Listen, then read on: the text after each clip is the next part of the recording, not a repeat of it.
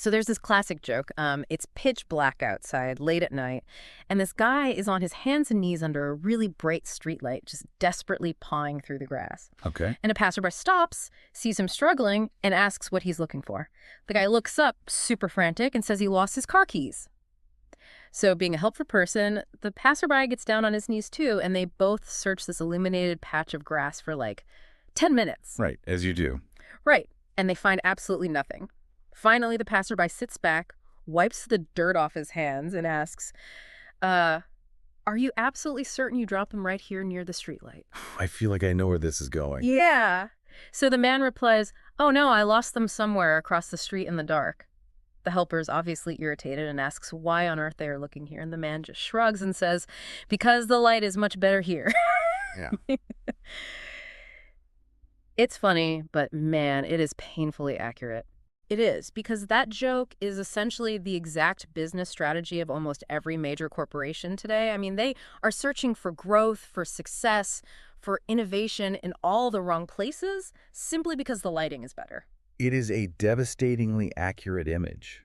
And, for you listening right now, whether you're running a Fortune 500 company or maybe you're managing a small team or just trying to get a side hustle off the ground, our mission for this deep dive is to fundamentally shift where you are looking. Exact. We are extracting the core concepts from the first chapter of a really fascinating book called Upstream Marketing by Tim Koelzer and Kristin Kurth. And what you're about to learn is the profound difference between downstream tactics, which is that well-lit streetlight, and upstream strategy, which is, that dark, ambiguous space across the street where your keys actually are. Right, where the actual value is hiding. Exactly. This distinction is the ultimate shortcut to creating uncontested market space. It's how you build sustainable, long-term growth, rather than fighting over pennies in a crowded, hyper-competitive market where, everyone else is staring at the exact same patch of illuminated grass. I am so excited to get into this because I think the first major hurdle we have to clear is just defining what the business world actually means when they say the word marketing. Because the source material points out that when most business leaders look at their playing field, they view it as largely fixed. Yeah, they do. They operate in what Dr. Ramcharan calls downstream marketing. And, if you ask 100 people on the street what marketing is, they are almost universally going to describe downstream activities. Oh, they absolutely will. Because downstream marketing is highly visible. It's tangible. It's the ads, right? Right. It's the tactical execution. It's the million-dollar advertising campaign, the aggressive SEO strategy, the influencer partnerships, the sales promotions. It's the PR blitz and, the endless A/B testing of the checkout button on your website. Yes, a classic make the button red instead of blue tests. Exactly.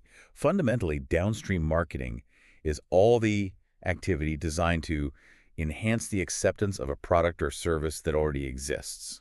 So it's basically a make people want things mentality. Like you already have a product sitting in a warehouse somewhere or a software platform that your engineers just finished building, and now your job is to somehow convince the market to actually buy the thing. Precisely.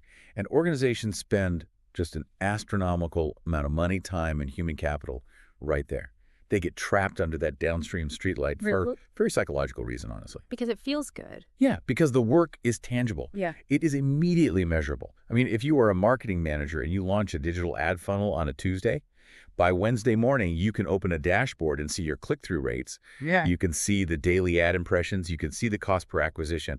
It provides this immediate dopamine hit of productivity. It really feels like you are doing real work because you are constantly putting out these small, quantifiable fires. Right, you're doing stuff. But if downstream is making people want things, upstream marketing kind of flips that entire paradigm on its head, right? It happens way, way earlier in the timeline. It's the make things people want mentality. Yes. Upstream marketing is the strategic process of identifying and fulfilling customer needs before the product even exists. Before it even exists. Right, which requires entirely different muscles. It is developing a really clear, nuanced market segmentation map. It's deciding exactly which customer segments you are going to completely ignore and which ones you are going to obsess over. So it's much more analytical. Highly analytical, but also empathetic. It's analyzing how human beings actually live and work, figuring out what unmet need they have, and then determining what precise competitive advantage you have to build to win them over. and at what price point that value exchange makes sense. The text highlights how these two streams use completely different frameworks. Like downstream relies on the classic 4 Ps that everyone learns in Business 101, right? Product, place, price, and promotion. Right. It's very short term, mostly dealing with today's crisis and trying to hit this quarter's sales metrics. Upstream, however, operates on the 3 Is, which are insight, identity, and innovation. And you have to notice the drastic shift in the time horizon there. Downstream. Downstream is staring at the next 90 days. It is inherently reactive. Upstream is future-focused. It's looking way out. Yeah, it is looking at the entire economic landscape, specifically hunting for completely new, uncontested market spaces.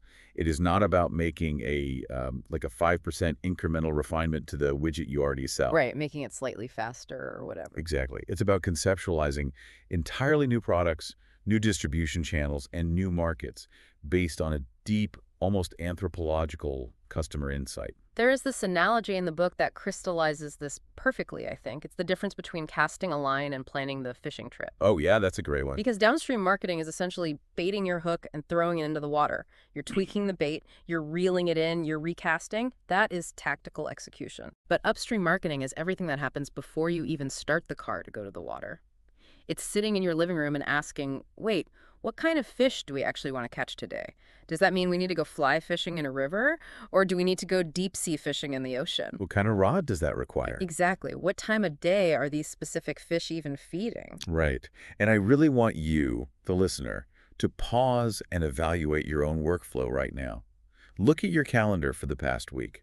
Are you spending 90% of your time endlessly casting a line into a lake that might not even have any fish in it? Just obsessively trying different types of bait to see if something bites. Exactly. Or are you investing the hard, unglamorous time up front to study the ecosystem and decide where the fish actually are?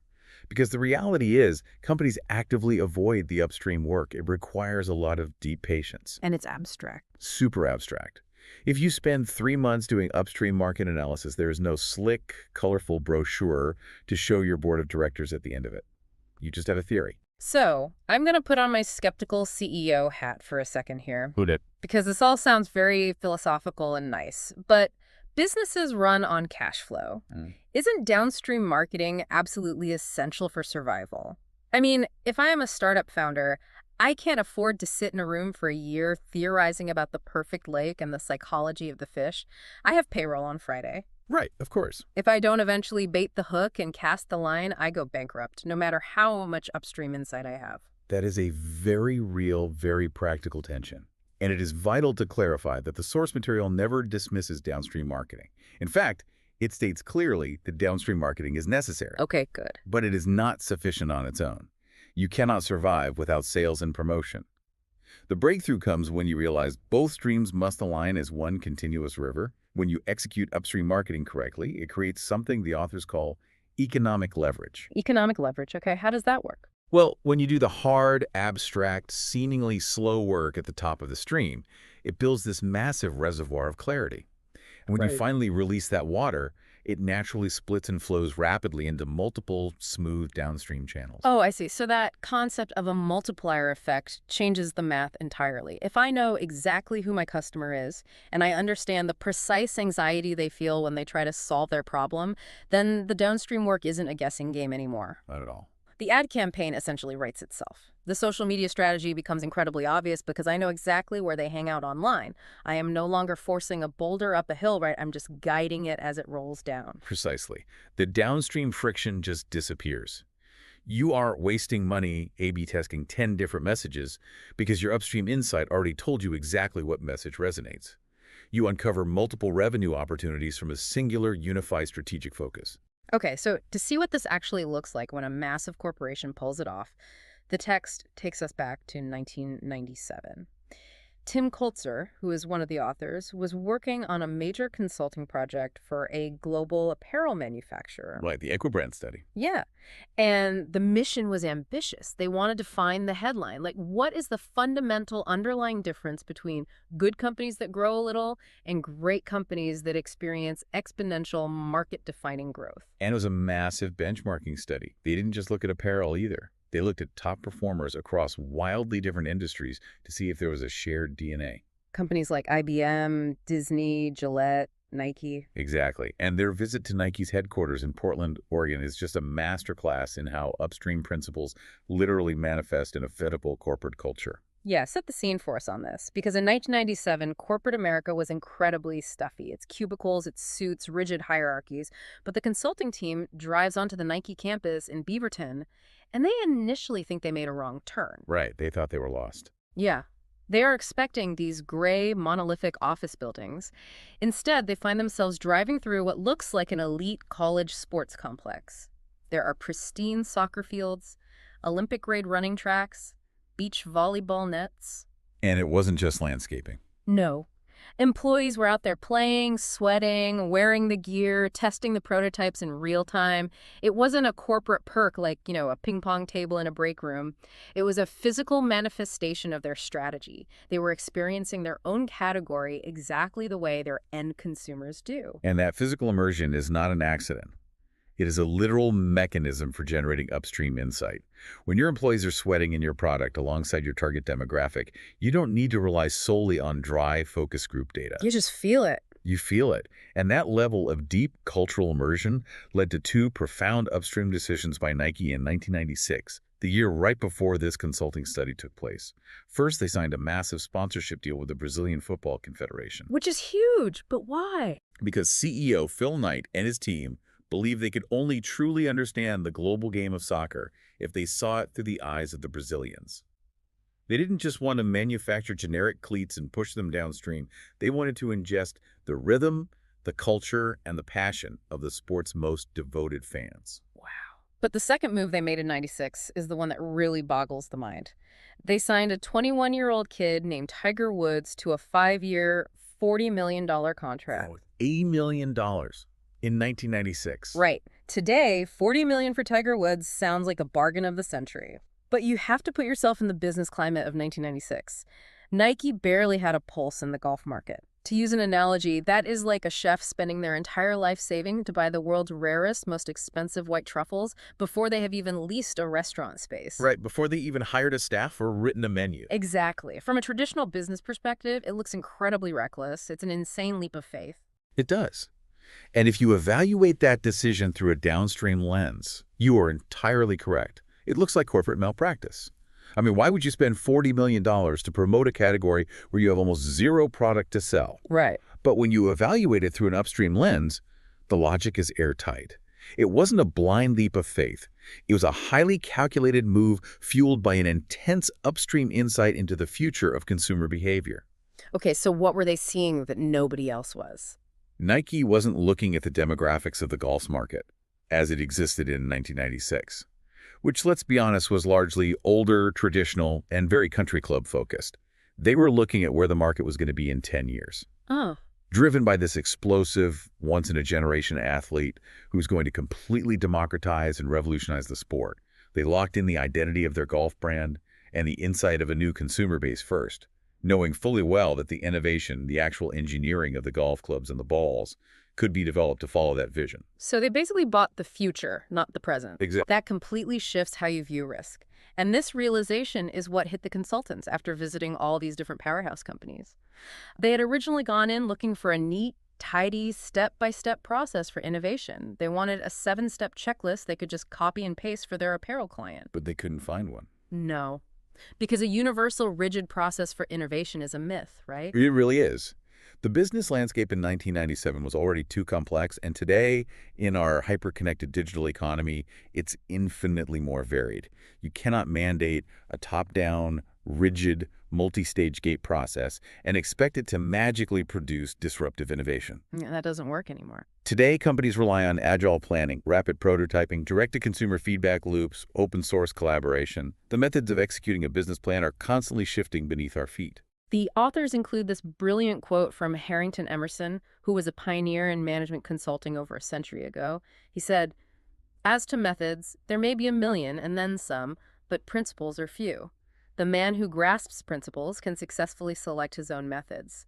The man who tries methods, ignoring principles, is sure to have trouble." That quote is the absolute crux of the Nike paradigm. Mhm. And it is a massive warning for modern businesses. I mean, how many times have we seen a company try to copy a competitor by mimicking their methods? Oh, all the time. They buy the exact same project management software, they copy their open office floor plan, they adopt their specific daily stand-up meeting structure, and then they wonder why they aren't experiencing the same explosive growth. They are trying methods while ignoring principles. It's cargo cult business strategy. You build a runway out of bamboo and wait for the planes to land with cargo, not realizing you need an actual air traffic control system to make it work. Exactly. The enduring principle here is this. Are you, as an entire organization, experiencing your category exactly as your customer does? Are you looking through their eyes, feeling their frustrations, and understanding their aspirations? If you grasp that principle, you can invent whatever method works best for your specific team to achieve it. So if you are listening to this and wondering how to actually apply this, it means you have to stop searching for the perfect growth hack. Stop looking for the ultimate social media algorithm trick to temporarily boost your numbers. Right. Instead, look at how your team operates and ask yourself how well you actually know the human beings you are serving. Which naturally leads us to the core framework that Upstream Marketing proposes. It's a synergy equation. Yeah. If great companies don't share a rigid method, what is the shared anatomy of their success? The book analyzed 7 profile companies to figure this out. We've got Amazon, Apple, Google, Nike, Southwest Airlines, Starbucks, and Walt Disney. And the common thread is a relentless commitment to the 3 I's, which we mentioned earlier: insight, identity, and innovation. Let's really break those down because they are not just corporate buzzwords. They represent distinct organizational muscles. First is insight. And this goes far beyond just collecting data. Data isn't enough. No. Insight is internal clarity combined with a deep proprietary understanding of the customer. Data will tell you that a customer abandoned their digital shopping cart. Mm. Insight tells you why they abandoned it. Oh, okay. Perhaps because they felt overwhelmed by the shipping options, or maybe because your brand didn't foster enough trust for them to enter their credit card. Second is identity. This means building a highly distinct brand and a rock-solid value proposition that directly answers the customer's needs. Right. But it also means perfectly aligning your internal operations, your hiring practices, and your supply chain to actually deliver on that promise every single day. So it's internal and external. Exactly. And third is innovation. This is the mechanism that ensures a continual stream of creative solutions. It's not just about inventing new products. It is about innovating new services, new ways of engaging with customers, and entirely new business models to meet evolving needs. The authors present these 3 pillars as a mathematical equation, which initially sounds a bit strange. It's insight plus identity plus innovation equals upstream marketing, or 1 + 1 + 1 = 4. Yeah, that equation 1 + 1 + 1 = 4 is the most critical concept in the chapter. It represents synergy and the multiplier effect. How does it equal 4, though? To understand why it equals 4, you have to look at how a traditional downstream-focused company operates. In a standard corporate structure, these 3 concepts live in heavily guarded silos. The market research department owns insight. They spend 6 months running focus groups, they write a massive 200-page report, and they basically throw it over the wall to the next department. And nobody reads it? Right. The advertising agency or the internal marketing team owns identity. They take that report, ignore half of it, and come up with a clever logo and a catchy tagline. Meanwhile, the R&D department owns innovation. They are tinkering in a lab, building features that the engineers think are cool, but they're entirely disconnected from what the brand stands for or what the customer actually asked for. Okay, I see the dysfunction there. It's like building a car where the engine, the steering wheel, and the brakes were all designed by completely different teams who never spoke to each other. Exactly. But in the upstream framework, these 3 elements are constantly feeding each other, like a tripod, but the legs actually feed each other. You learn a profound new truth about your customer. That is insight. That new knowledge forces you to sharpen or even pivot what your company fundamentally stands for. That is identity. Yes. And that sharpened identity acts as a constraint that sparks a wild, highly targeted idea for a product you never would have considered otherwise. That is innovation. The output of one becomes the raw material for the next. And when those 3 elements are integrated across an entire organization, they create a perpetual growth machine. In an upstream company, insight isn't just for the researchers. The customer service reps, the sales team, the executives, they are all actively hunting for it. Everybody is involved. Yeah, right. Innovation isn't just restricted to the engineers either. The HR department is innovating how they hire. and the logistics team is innovating how they deliver.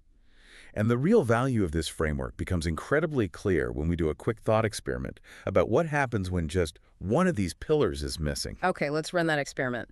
Let's say I run a company that has unbelievable customer insight. I know exactly what my target demographic wants, and I have brilliant innovation. My engineers are building incredible cutting-edge products, but I completely lack identity. My brand stands for nothing. It has no soul, no distinct point of view. What happens to me in the market? You become a generic commodity. Customers might buy your product because it functionally solves their problem, but they feel absolutely no emotional loyalty to you. The very second a competitor arrives with a product that is 5% cheaper, or even just slightly more convenient, your customer base evaporates overnight. You are competing entirely on price, which is a race to the bottom. Wow, okay. Let's flip it then. Let's say my company has a beloved, fiercely protected identity. The world loves my brand, and I have great insight. I understand my customers' nostalgia and their affection for me, but I fail to innovate. I just stop taking risks on new products. Then you become a museum piece. You become a nostalgia act. You might coast on brand goodwill for a decade, but eventually the market evolves, the underlying technology shifts, and you are rendered completely obsolete because you stopped creating new, relevant value. So this is basically the story of Blockbuster Video. Or Sears. Exactly. They had massive brand identity and incredible data on their customers, but they refused to innovate their business models when the internet fundamentally changed consumer behavior. To achieve that multiplier effect, the equal for all three must be firing simultaneously and cross-pollinating. So, if you are listening to this, do an audit of your own company's structure this week. Are your company is sitting in separate territorial silos? Does the software engineer designing your product ever sit in a room with the copywriter defining your brand? That's the real test. Right. And more importantly, are they both directly interacting with the end customer to gather raw insight? Because if they aren't, you are leaving massive growth on the table. But this introduces a very real logistical challenge. When you break down these silos and tell an entire organization that they need to focus on future horizons, uncontested market spaces, and massive upstream synergy, it is incredibly easy for teams to become completely overwhelmed. Oh, for sure. If the mandate is just invent the future, where do you even start? A blank canvas is terrifying. You can spin your wheels for months in strategy meetings and never actually decide anything. And the authors address this paralysis directly by providing a mechanism to focus that creative energy. They call it the 4 framing questions. When you are pursuing genuine upstream growth, you are, by definition, dealing with the unknown. You are exploring new markets, creating new categories, or utilizing new distribution channels. And because it is new, there is no historical data to guide you. You can't look at last year's spreadsheet to figure out what to do next year. Exactly. If you don't have a structured way to navigate that ambiguity, human nature kicks in, and teams try to hedge their bets by doing a little bit of everything. The authors call this boiling the ocean. Right. You try to be everything to everyone, and you end up being nothing to no one. So to prevent boiling the ocean, leadership must force the team to answer 4 specific questions before a single dollar is spent on execution. Number 1, where to play. Number 2, how to win. Number 3, how might we? And number 4, what would have to be true? These questions are designed to do one thing: force strategic choices. The book includes a quote often attributed to Albert Einstein. If I had an hour to solve a problem, I'd spend 55 minutes thinking about the problem and 5 minutes thinking about solutions. Which makes sense. It does. But in the corporate world, teams usually do the exact opposite. They spend 5 minutes glancing at a problem and 55 minutes aggressively brainstorming features and marketing tactics. These 4 framing questions are your 55 minutes of problem definition. Furthermore, the legendary business strategist Michael Porter defines strategy not as choosing what to do, but as choosing what not to do. Yeah, if you don't use these questions to ruthlessly eliminate options, you basically end up acting like a bad diner. A diner. Yeah, think about it. If you walk into a diner and the menu is 20 pages long, they are offering sushi, breakfast tacos, spaghetti, and a prime rib, you instantly know the food is going to be incredibly mediocre. Oh, absolutely. It's a massive red flag. Right. Because it is logistically impossible to be great at all of those things in one kitchen. They haven't chosen what not to do. But if you walk into a restaurant and they only serve 3 items, they have firmly answered where to play. And because their focus is so narrow, those 3 items are probably going to be spectacular. Strategy, having the discipline to pick your three things and ignore the rest. That analogy perfectly illustrates the funnel these questions create. Let's actually walk through them. Where to play forces you to use your customer insight to define a highly specific market and demographic segment. You are drawing a boundary. Okay, establishing the sandbox. Right. How to win Yeah. forces you to use your identity to define the unique value proposition that will make that specific segment choose you over the competition. How might we is where you finally allow innovation to enter the room. You start brainstorming creative solutions to deliver that value. But the absolute most powerful tool in this framework is the fourth question. What would have to be true? Yes. Which feels entirely different from the first three. The first three are about defining the sandbox, but what would have to be true sounds almost like a mental trick. How does that actually function in a heated strategy meeting? It functions as a brilliant way to disarm corporate politics and ego. Let's imagine you are in a boardroom and someone pitches a radical new product idea.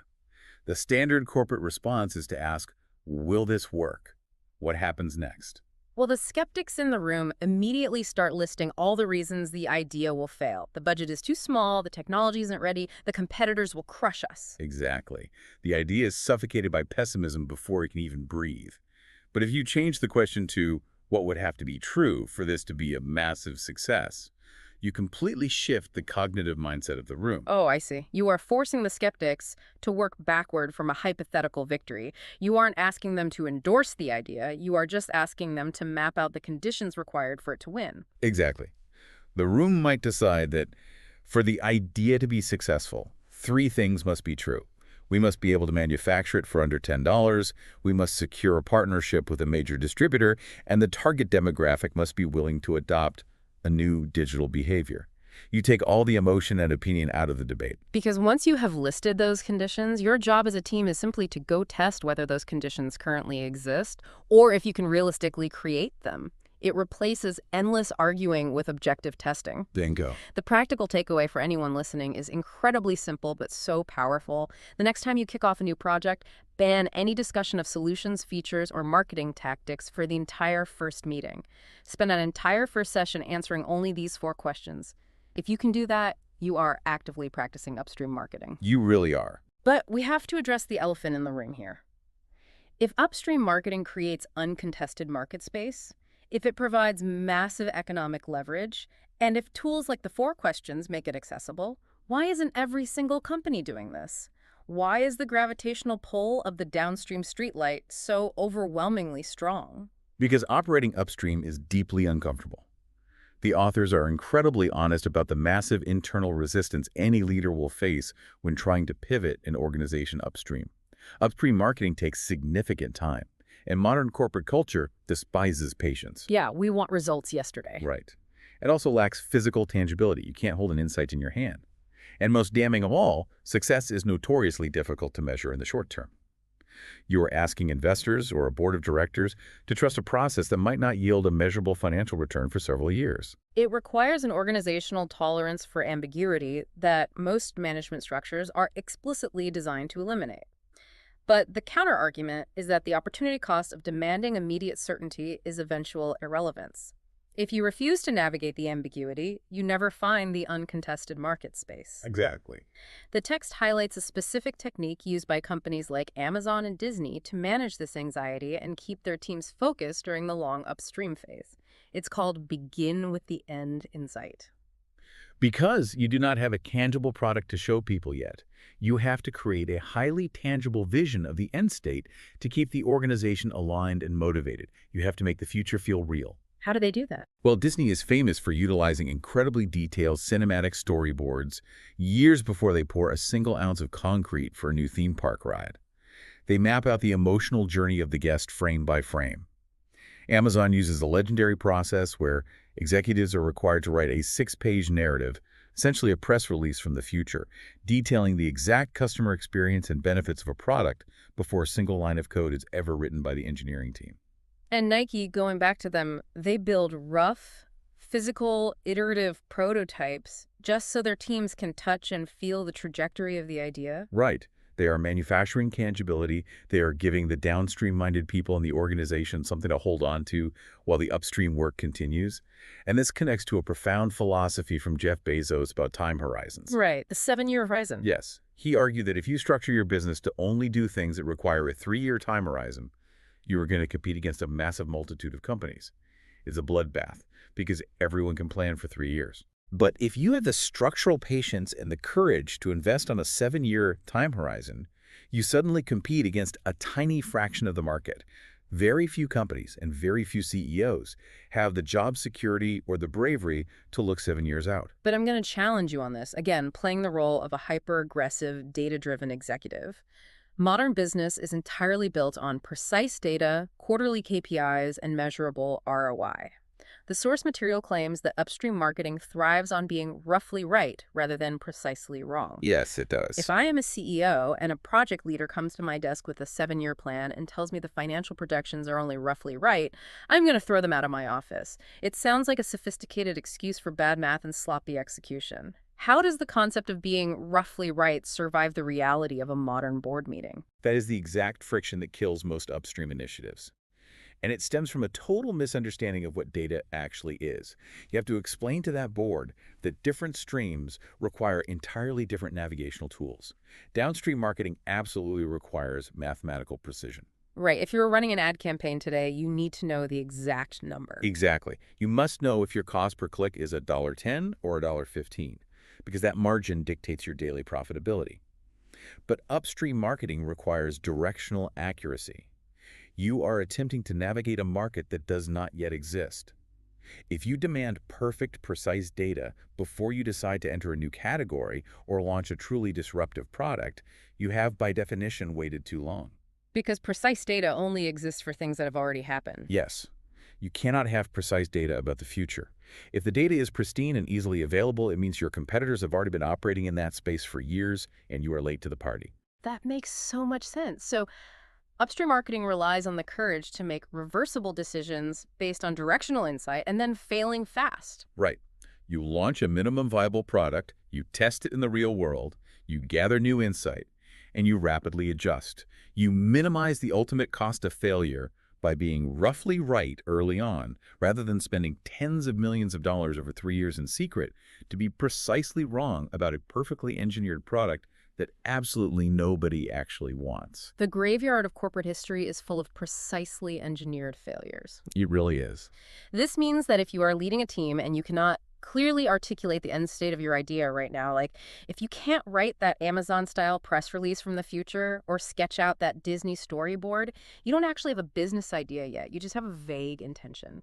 If you want to move your career or your business upstream, your homework is to sit down today and draft that 6-page narrative. Force yourself to articulate the future. That is the perfect synthesis of the intense work required here. Yeah. If we pull back and look at the entire landscape of this first chapter, the core revelation is that real, transformative, industry-defining business growth is never an accident. It is never the result of a clever advertising slogan, and it is never achieved by simply refreshing your company website. Lasting growth is meticulously, intentionally engineered upstream. It is the demanding work of combining the insight to deeply know the human being you are serving, the identity to stand for something meaningful in their life, and the innovation to continually deliver on that promise. Absolutely. And perhaps the most difficult part of the equation is having the sheer organizational courage to look at that 7-year horizon, to embrace the ambiguity of being roughly right, and to ignore the seductive glow of the downstream streetlight. When you finally commit to doing that, you fundamentally change your relationship with the market. You really do. You stop exhausting yourself trying to force people to want your existing products, and you start creating products that people inherently, naturally crave. And as you evaluate your own projects, your own team, and your own company this week, I want to leave you with one final thought to process. We have spent a lot of time discussing the critical need for insight, but there's a massive fundamental difference between hoarding a mountain of market research data and actually possessing insight into your customer. What's the difference? Data is merely descriptive. Data tells you that a hot, dusty path through the desert is exactly 12 miles long. But insight is what tells you to build a lemonade stand at mile 6. I absolutely love that distinction. Data measures the distance, but insight builds the lemonade stand. So now that we understand the strategic imperative to travel upstream and we know we need this profound, empathetic level of insight to survive there, the obvious question is, how do we actually acquire it? How do we figure out what the customer desperately wants before they even have the vocabulary to articulate it themselves? That is the million-dollar question. Well, that is exactly the mystery we will unravel in our next deep dive into Chapter 2. Maniacally focus on the end customer. You won't want to miss it. So if you want your business to grow this quarter, you should obviously obsess over your past sales data, right? You look at your social media metrics, you track those customer satisfaction scores, and you're good to go. Right. I mean, that's what conventional wisdom tells us anyway. Exactly. We hear it constantly, like data is the new oil. But if that's really true, if that's the undeniable law of modern business, then, well, why do the leaders of companies like Apple or Amazon so famously just disregard traditional market research? Yeah, it is the ultimate paradox right now. Right. We have these corporate cultures that are basically drowning in data, but they are completely starving for actual insight. Oh, that's a great way to put it. Starving for insight. Because, we build these incredibly sophisticated dashboards, and an executive can see exactly what a customer did yesterday at like 2:04 p.m. in Topeka, Yeah. down to the millisecond they abandoned their cart. Yep, the exact millisecond. But those same dashboards, they are utterly silent on what that person is going to desperately need, say, 3 years from now. And that gap, that huge gap between historical data and future human desire, that is exactly what we are unpacking today. Welcome to the deep dive. Thanks for having me. Excited to get into this. We're so glad you're here. So for everyone listening, today's mission is to dig into Chapter 2 of Upstream Marketing by Tim Koelzer and Kristin Kurth. It's all about this idea of maniacally focusing on the end customer. And honestly, it just totally dismantles how most companies try to do that. It really does, because most of us, and look, I am definitely guilty of this too, we think we're being so customer focused when we're just agonizing over a spreadsheet of past user behavior. Right, but running a business like that, it's like driving a race car at 200 miles an hour while just staring exclusively into the rearview mirror. Oh man, the rearview mirror analogy, that is perfect, because you're just looking at where you've already been. Exactly. Real explosive growth doesn't come from tracking what they did yesterday. The market just moves way too fast for that now. So where does it come from? It comes from finding the hidden, almost subconscious why behind those behaviors. You have to predict what they need tomorrow, often before they even know they need it themselves. Which means transitioning from that rearview mirror data mindset to what the book calls a forward-looking windshield perspective. Yes, moving from descriptive data to explanatory insight. Okay, so that's what you're going to learn today. Whether you're a solo consultant trying to get clients, or a startup founder, or a product manager at some massive Fortune 500 company, this shift is vital. Absolutely vital. Because if you just define your market based on the exact products you currently sell, you're going to stagnate. But if you can extract these deep proprietary insights, you stop fighting over scraps and crowded markets and start creating entirely new spaces. Which requires redefining what we even mean by the word insight. Right, because we throw that word around all the time. We need consumer insights. Yeah, but usually what they actually mean is, hey, can you summarize last quarter's survey data? Yeah, give me the pie chart. Exactly. Traditional market research, stuff companies drop millions of dollars on, it's mostly descriptive. It captures the whats and the hows of past behavior. Like demographics, click-through rates, where the sales happen. Right, and it feels good because it's quantifiable. It's safe, no ambiguity. Sure, it removes ambiguity about the past. Right. But it gives you this completely false sense of security about the future. Right. Knowing sales dipped in the Midwest by 4% is a fact, but it doesn't tell you why they dipped or what those Midwesterners are going to want next year. So true insight is the windshield. Yes, Yeah. it's explanatory. Steve Jobs actually talked about this. He said Apple didn't start with some cool engineering tech in a lab and then ask marketing to find a buyer. They flipped it. They completely flipped it. They started by asking, what incredible benefit can we give the customer? What friction can we eliminate? And then they worked backwards to the technology. That is such a massive shift. Most tech places are like, look at this complex algorithm. Let's go find a problem it can fix. Which is so dangerous. Upstream Marketing says, find a profound human problem first. If you have to invent new tech to solve it, you do it. But okay, to find those human problems, you can't just send out a survey with a 1 to 5 scale. The book emphasizes ethnographic research. Right. You have to get out of the boardroom.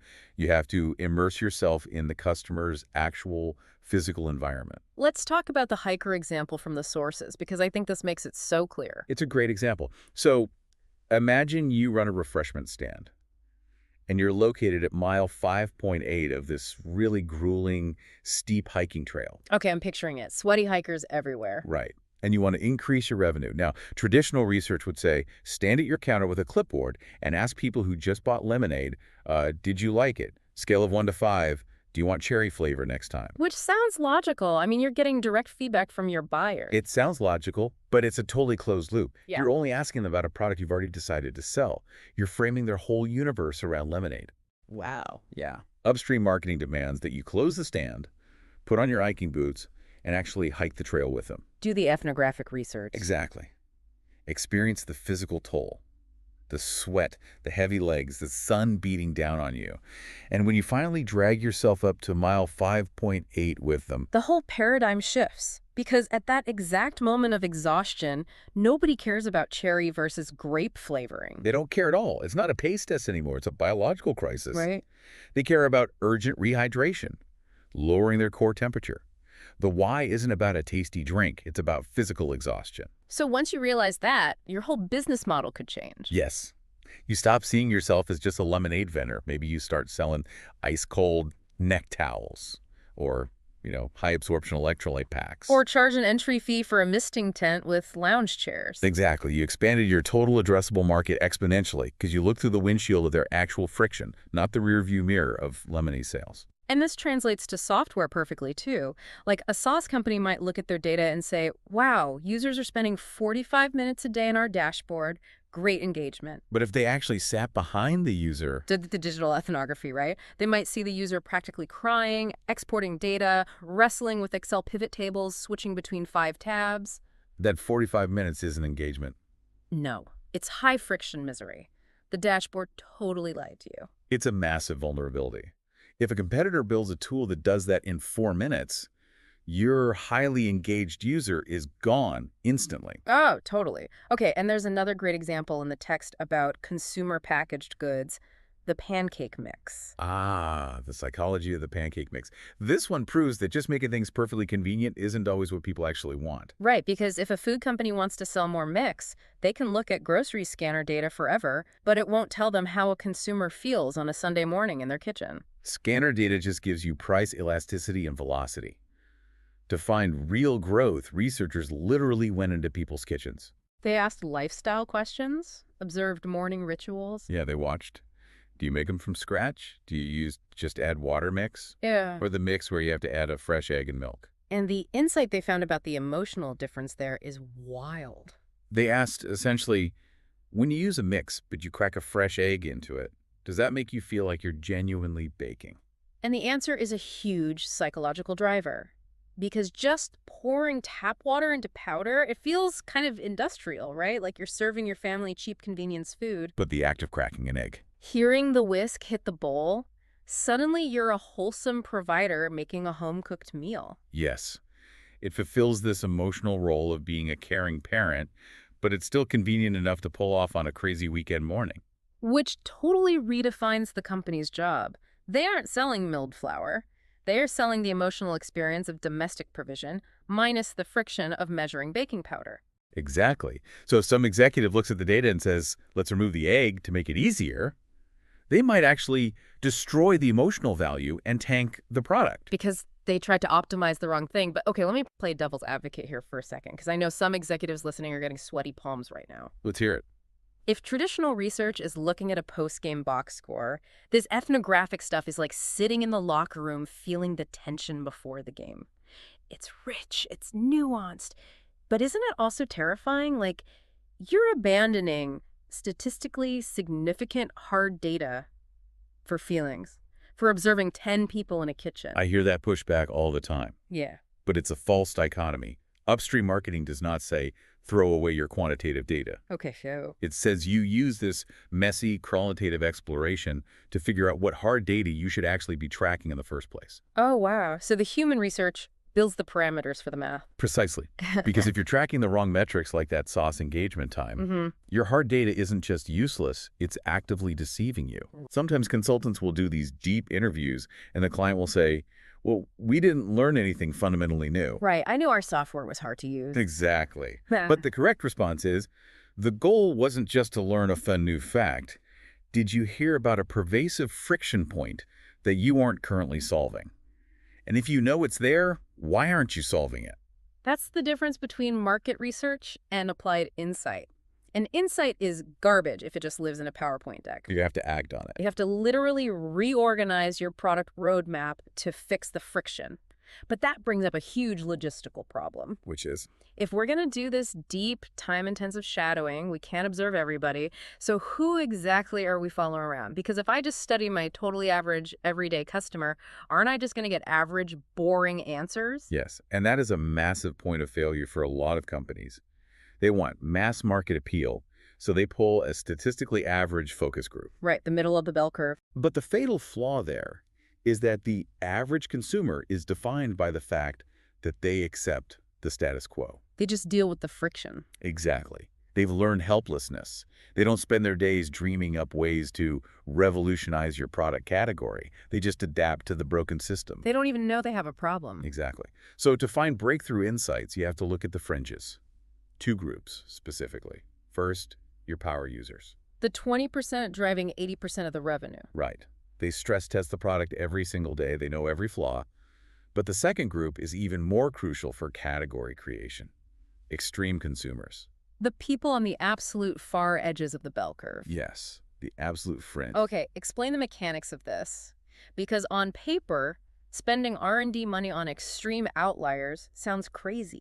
Yeah. Why would I study the weird fringe if my goal is to sell millions of units to normal people? It sounds counterintuitive, but let's look at the microalgae case study from the book. Oh, I love this one. So this supplement company had this really high-quality microalgae product, objectively amazing health benefits, and they wanted to take it to the mainstream consumer. But an average mainstream shopper knows nothing about, advanced nutritional biochemistry. They just want natural stuff. Right. If you go to an average shopper in a grocery store and say, hey, want to buy some algae?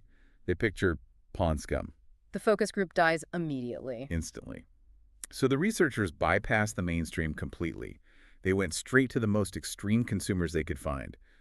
Ultra-strict vegans, natural nutritionists, and hardcore Ironman triathletes. People who are already obsessed with microalgae. Exactly. They didn't need to ask if they liked it.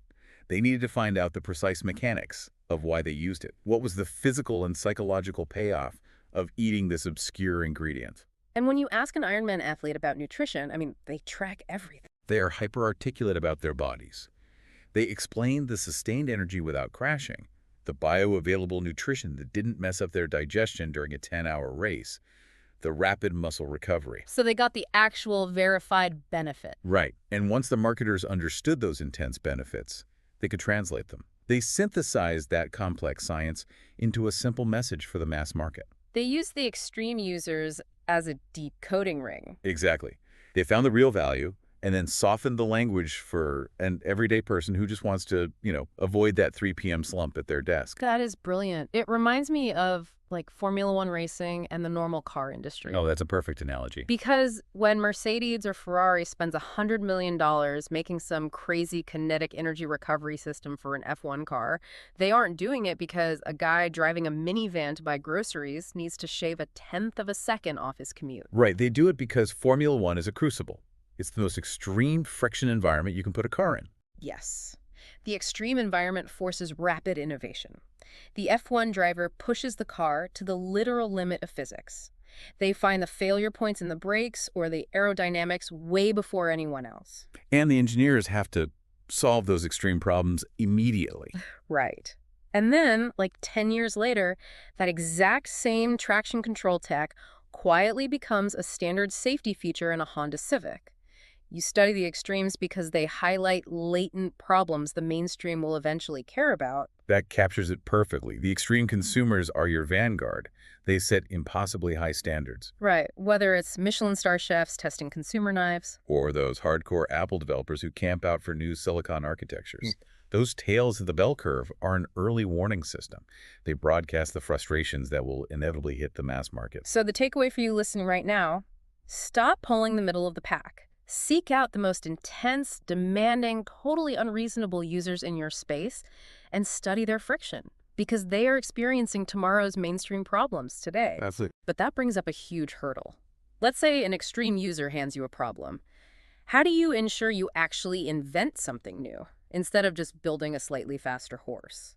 Ah, right. The book talks about this disease called marketing myopia, and the cure being the jobs to be done framework. Marketing myopia is terminal for a business. And to cure it, you basically have to completely dismantle how you view your own product. It's an identity shift. A total identity shift. You have to stop defining your organization by the physical attributes of what you make. Instead, you define your existence by the underlying customer benefits you deliver. Which is Clayton Christensen's jobs to be done theory. Yes, a product isn't just a collection of features. It's a mechanism that a customer hires to do a specific job in their life. Okay, we have to mention Theodore Levitt's drill analogy really quick, just as the baseline. Right, it's a classic text of the theory. Levitt said, people don't want to buy a quarter-inch drill. They want a quarter-inch hole. It's so unassailable. When I go to Home Depot, I don't inherently desire a rubberized ergonomic grip or a lithium-ion battery. No, you just want to hang a mirror in your hallway. Exactly. The hole in the wall is the job. The drill is just the best candidate I can hire right now. But if I'm the CEO of Black & Decker and my whole identity is we make the world's best drills, I have marketing myopia. Because the second a material startup invents a super strong adhesive strip that holds 50 pounds without damaging the drywall, my drill company goes bankrupt. Not because our drills got worse, but because the customer found a better way to hire out the job of hanging the mirror. that is the existential threat. And history is just littered with massive industries that failed to see this. Look at the American railroads. It's crazy. How does an industry with a monopoly on continental infrastructure just collapse? Because they thought they were in the train business. Right. Their boards, their R&D, their dashboards, all obsessed with steel tracks and coal efficiency. They were completely blind to the fact that customers didn't care about trains. The job to be done was just reliable movement of goods and people from point A to point B. Exactly. So because they define themselves by the product attribute, the train, they totally missed the threat of automobiles and airplanes. They didn't see them as competitors. Because they weren't trains, we saw the exact same blind spot wipe out the recording industry. Oh, a textbook replication. The music executives thought their job was manufacturing physical media. Vinyl, cassettes, CDs. And when the MP3 arrived, they just fought it with lawsuits. Because they thought their business model was selling plastic discs for 15 bucks. They totally misunderstood that the customer's job to be done had been the exact same for 50 years.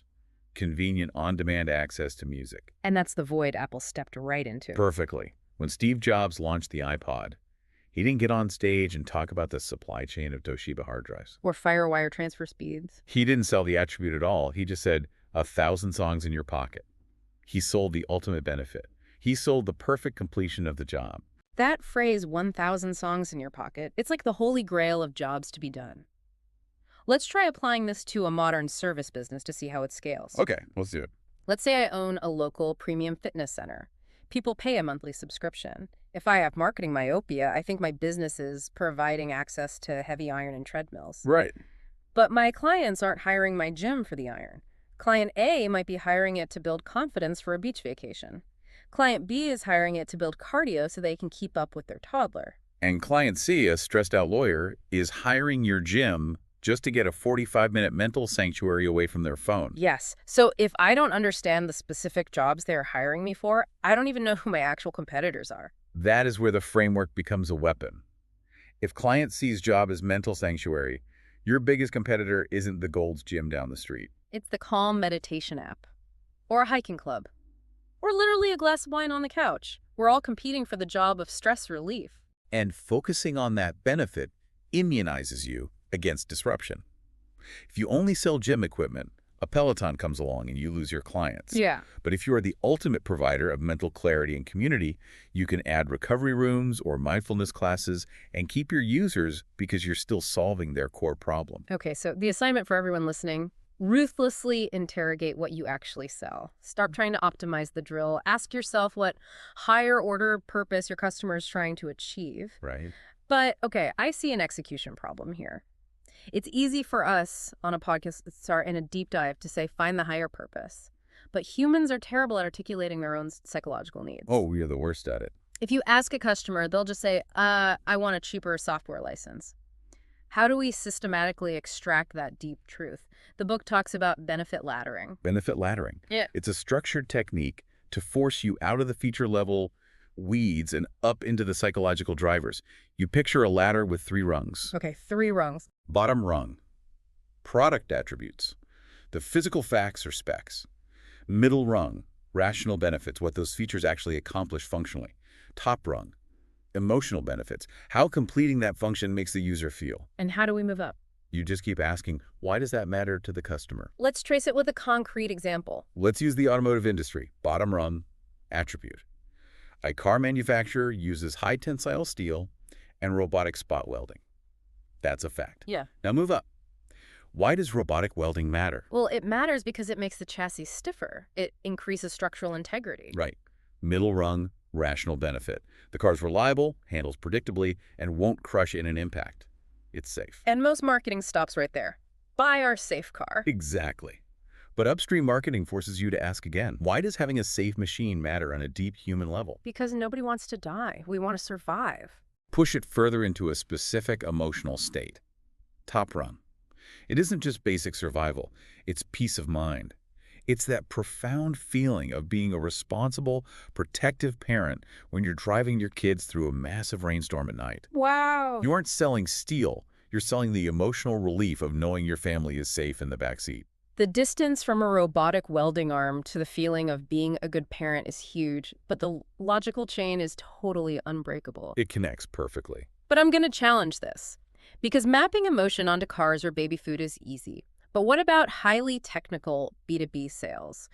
There's a case study in the book about cardiac surgeons that blew my mind because surgeons are trained to be completely unemotional. It is the ultimate stress test for the laddering framework.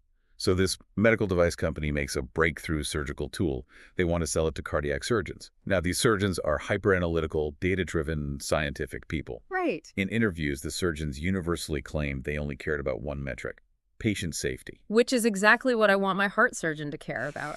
Of course. It's totally appropriate. But from a marketing strategy view, patient safety is what the authors call an anti-benefit. Like in poker. The mandatory minimum chip to just play the hand. Exactly. It's table stakes. If a surgical device isn't safe, the FDA rejects it, hospitals won't buy it. So every device claims patient safety.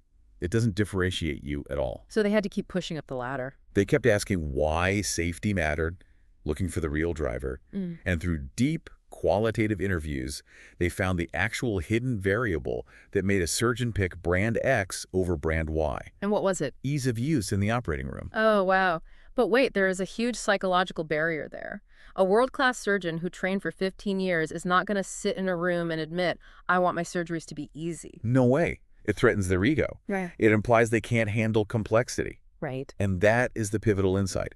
They desperately wanted to reduce their cognitive load and physical stress during a 5-hour surgery, but their professional identity wouldn't let them ask for it. Which shows why you can't just take survey answers literally. Imagine if the marketing team ran a campaign saying, "Our new device makes heart surgery easy." It would be a disaster. It sounds like assembling IKEA furniture. The surgeons would find it insulting. They would reject it outright. So the strategy challenge was, how do we deliver the driver benefit ease of use without triggering that ego defense? How did they do it? They had to deliver the emotional reassurance subtly, implicitly. They never used the word easy. Instead, they designed flawless, intuitive industrial packaging.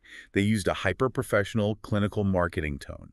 They respected the surgeon's elite status while quietly engineering all the stress out of the product. They delivered the emotional benefit without ever speaking its name. Exactly. That is just a masterclass in B2B marketing. But let me push back even harder. Do it. What if I'm not selling life-saving heart devices or luxury SUVs? What if my company makes like corrugated cardboard boxes for warehouses or enterprise cloud storage or paper clips? Does this emotional ladder really apply to totally commoditized, boring stuff? Do I need to make an office manager cry tears of joy over a paperclip? That is the most common pushback, and it's so important. The answer is a hard no. The authors explicitly warn against artificial emotion Okay, good. because B2B procurement officers have highly calibrated BS meters. If you try to force some deep, tear-jerking narrative onto a bulk order of cardboard boxes, you just look ridiculous and inauthentic. So how do you authentically ladder a paperclip? You scale the emotion down to reality. Attribute. It's bent steel wire. Rational benefit. Okay. It binds paper without tearing it. Emotional benefit. It's not profound life fulfillment. It's just, I feel organized. I have control over the chaos on my desk. I won't lose this client receipt. The emotional driver is just reducing a tiny bit of daily cognitive friction. Exactly. And in enterprise software, the emotional driver is usually just risk mitigation, professional security. Oh, right. The emotional benefit of buying a massive server contract from AWS isn't joy. It's knowing that when the site crashes on Black Friday, the IT director isn't getting fired. Because they picked the safest vendor. Nobody ever got fired for buying IBM is one of the most successful emotional value propositions ever written. So true. So the takeaway here, draw a ladder for your own business. Look at your website. If all your messaging is stuck on the bottom rung, just listing API integrations and specs, you are commoditizing yourself. Force yourself to ask, why does this matter to their life? Until you find the real driver. Yep, find the driver. But, okay, once we've climbed the ladder, defined the job, isolated the emotion, we hit a massive operational wall. The execution bottleneck. Right. Insight is just a theory until you actually build it. And in a corporate environment, planning a perfect new product based on research can take like 12 agonizing months of committee meetings. Oh, easily. How do we translate this into action without getting bogged down? The book introduces envisioning the future state and the straw man. Yeah, this is where momentum usually goes to die. You mentioned Wayne Gretzky earlier, skating to where the puck is going. Right. The classic business cliche. It's a cliche, but people rarely know how to execute it. You have to translate all this deep ethnographic insight into a tangible vision of the future. Like that. But the trap is trying to make the first draft perfect. Because sitting in a room staring at a blank whiteboard trying to invent a flawless future is terrifying. Analysis paralysis sets in immediately. The human brain is just neurologically bad at creating complex perfection from a void. But it is incredibly optimized for critique. We love pointing out flaws. Oh, yeah. That's why the authors champion the straw man. A straw man proposal is an initial, tangible, testable, and intentionally flawed draft of your new strategy. It's a sacrificial draft. Exactly. It's meant to be picked apart by your team or your power users. I use this all the time. When I have to write a complex script, the blank page is agonizing. But if someone hands me a terrible, messy draft, my brain lights up. This transition is garbage. This data is wrong. Move this. Reacting is so much easier than creating. You're leveraging basic psychology to speed up development. And the book suggests a specific format. Don't start with internal financial projections. No margin spreadsheets. No. End the proposal by describing the ideal future state entirely through the eyes of the customer. Write a narrative of what they will physically and emotionally experience when your new solution eliminates their friction. But wait, doing this requires a really specific corporate culture. In a lot of legacy companies, bringing a messy, flawed idea to leadership is basically career suicide. You'll get laughed out of the room. Right. So how do you use a straw man in a place that punishes failure? You kind of can't. A true upstream marketing culture requires psychological safety. Leadership has to explicitly say, our goal right now is to be roughly right, not precisely wrong. Oh, I like that. Roughly right. Because a 60-page financial projection based on old data is precisely wrong. The market will change before you even publish it. A one-page straw man based on real human insight is roughly right. It's a compass heading, not a map. It shifts the room from who is right to where are the holes in this idea and how do we fix them? Exactly. It's collaborative. So action item for the listener. Don't wait for Q4 planning. Tomorrow, write a one-page, benefit-driven narrative of your ideal future state. Hand it to your team or 3 extreme consumers and ask them to destroy it. Find the flaws early. And that iterative process brings us to the final, most crucial piece of the puzzle. Building the engine. Right, because the market isn't static. You do the research, build the straw man, launch the product. But competitors adapt. Expectations rise. Yeah. You can't just do customer obsession at an annual offsite. It has to be a permanent loop. In Insights Engine, let's talk about how the absolute giants do this. Nike, Disney, Amazon. Because it's not just sending out a net promoter score survey once a month. Not at all. Look at Nike. They don't rely on mall intercept surveys for shoe design. They have an industrial-scale insights engine in their sport research labs. Biomechanics PhDs. Right. Kinesiology, physics. They bring in extreme professional athletes, cover them in sensors, and they don't ask, do you like the foam? They measure the microscopic shear forces on the ankle joint during a sprint. They measure heat dissipation. They turn raw physics into ethnographic insight about friction, which then dictates the chemical polymers they invent. It's the ultimate blend of qualitative human experience and quantitative science. Disney is just as crazy, but with environmental friction. What do? Disney knows the friction in a theme park isn't usually the ride itself. It's the logistics. Wait times, crowd flow, sight lines. So they build massive digital twins of their parts. Digital twins? Yeah, they use VR and AI to prototype spaces before pouring concrete. They put test subjects in VR headsets, track their eye movements to see what confuses them, and simulate the flow of 10,000 digital guests to find bottlenecks. Their insights engine is literally predictive simulation.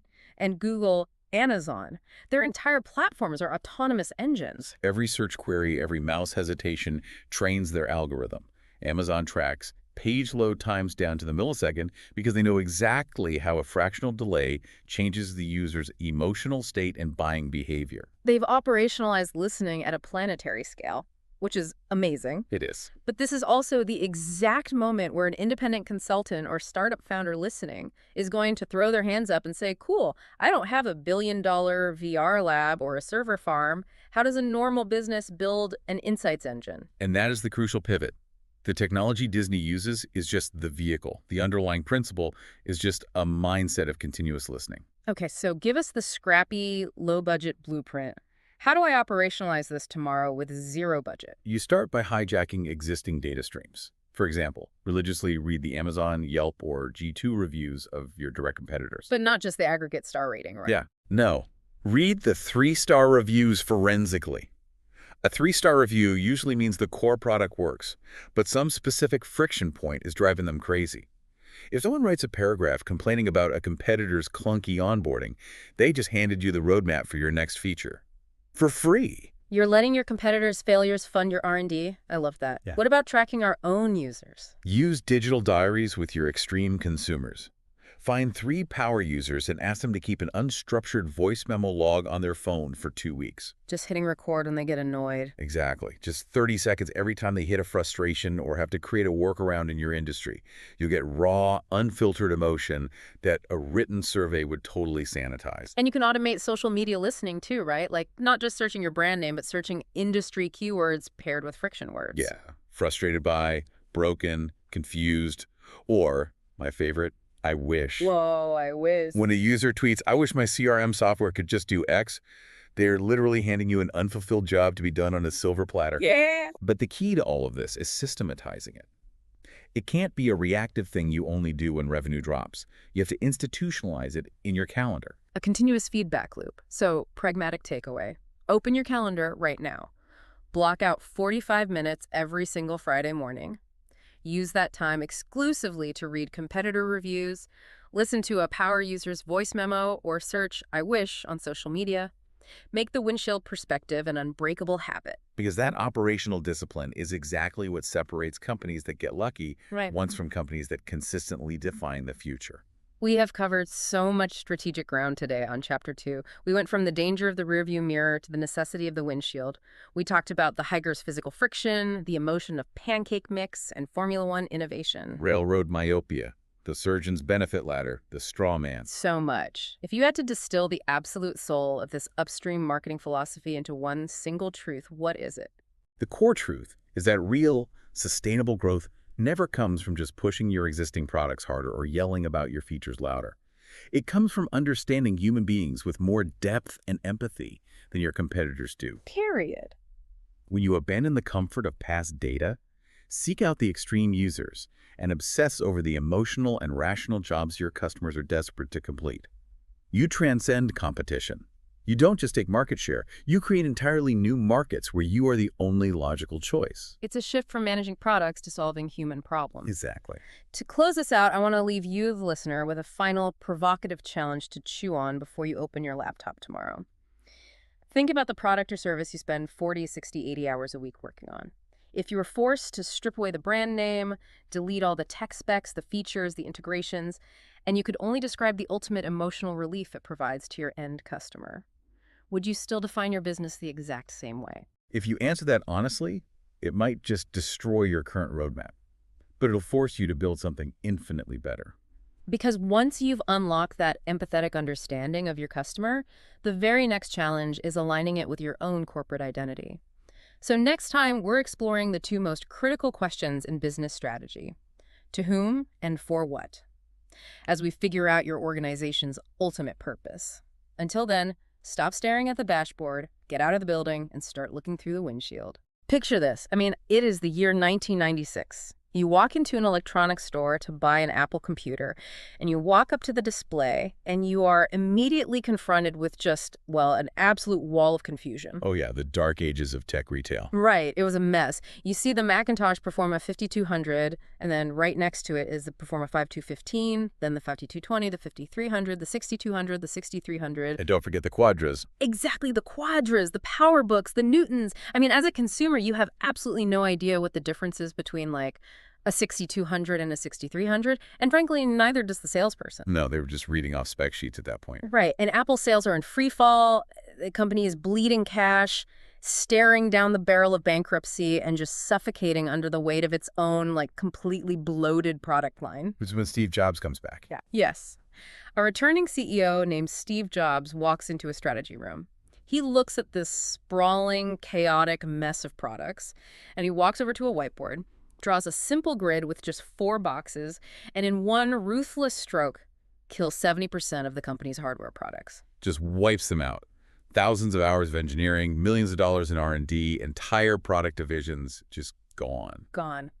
Today, we are talking about why the most enduring, transformative companies in the world survive and thrive by aggressively, unapologetically choosing exactly who they are going to ignore. It is a really counterintuitive way to look at business, honestly, because it violates our deepest instincts. How so? Well, when you have a product or a service or even just like a piece of art you've created, your natural reflex is to cast the widest net possible. You want everyone to buy it. Sure, you think, why would I intentionally exclude anyone who might want to hand me their money? Exactly. But as we're going to see today, trying to be everything to everyone is actually the fastest route to becoming completely invisible. And that is the core tension we are unpacking in this deep dive. We are exploring the framework laid out by Tim Koelzer and Kristin Kurth in the book Upstream Marketing. Specifically, we're focusing on Chapter 3, which is all about how organizations define their absolute purpose. And they really challenge us to answer 2 incredibly deceptive questions, right? To whom are you selling and for what purpose? Right. In this session, you, our listener, are going to learn how to stop fighting for scraps in overcrowded markets, and instead, how to uncover entirely new, unoccupied territories of opportunity. We're going to dissect how corporate giants maneuver behind the scenes and how you can apply those exact same strategies to your own projects. And, to really grasp this, we first have to understand the difference between the downstream and the upstream. I'm glad you brought that up because those terms get thrown around a lot. Yeah, they do. So most of what people consider marketing is entirely downstream. It's the Yeah. advertising, the promotional discounts, the end cap displays at the grocery store. The stuff that happens at the very end of the process. Right. Downstream is what happens when the product is already sitting on the shelf, and you are desperately fighting your competitors for the consumer's attention. I like to call it a knife fight in a phone booth. A knife fight in a phone booth. I love that. It's crowded, it's messy, and you're just reacting. Exactly. Upstream marketing, however, happens long before the factory even turns on the lights. It is the architectural work of identifying unfulfilled needs and designing the exact right solution for a very specific type of person. So upstream is designing a better game, whereas downstream is just trying to win a game that someone else already designed. That is a perfect way to put it. But Koelzer and Kurth argue that before you can even begin to answer those 2 critical questions, that to whom and for what, you have to establish an even deeper foundation. You have to answer the why. Yes. The why. Because without a why, any strategy you build is just going to crumble the moment the market shifts. Every great upstream strategy is anchored to an aspirational purpose.